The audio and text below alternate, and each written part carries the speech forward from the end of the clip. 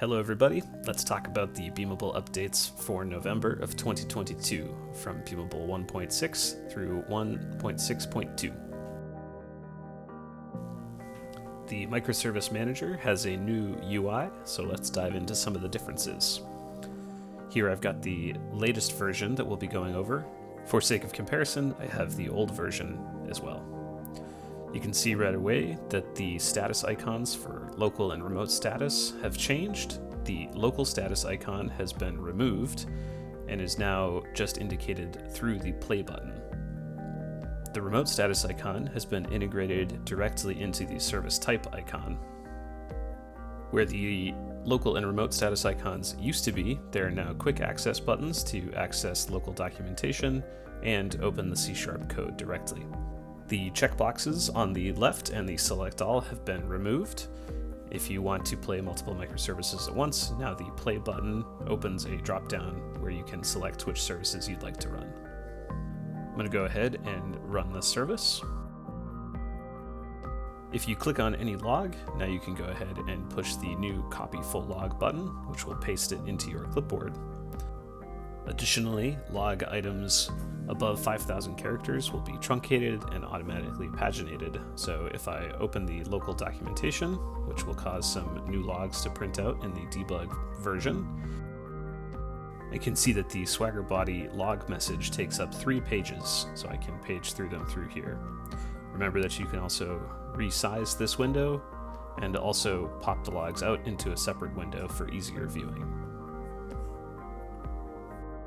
We've made an important but subtle fix to the Observable SDK layer.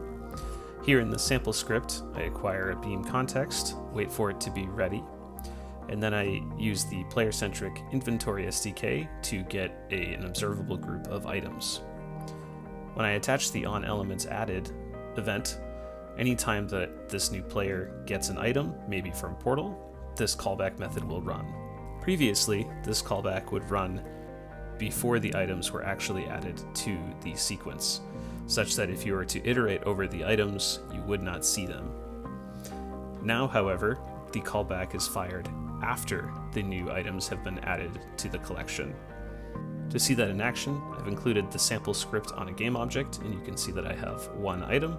And from Portal, if I add a second item, then in Unity, we'll see the added 1 items to list, and then it will iterate over both items. Now it's time for the Beamable Bonus Tip.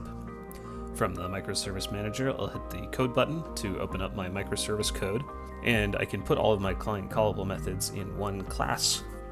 But did you know that you can actually use partial classes to help organize your microservice logic a little bit better? So I'll go ahead and make this a partial class. And now I will make a new file called the demo service. I'll call this more, just to show that there's more data here. Change the class to the same as the previous one. And now I can go ahead and copy in a client callable method. Just make sure I include my imports. And I can't redefine the existing method, but let me make an add method that will take 2 numbers and return their sum. Now from within Unity, I can hit the Swagger button to open my local documentation and see that I have both methods available to me. That's all for the Beamable November update. Thank you very much for watching, and check in next month. Bye.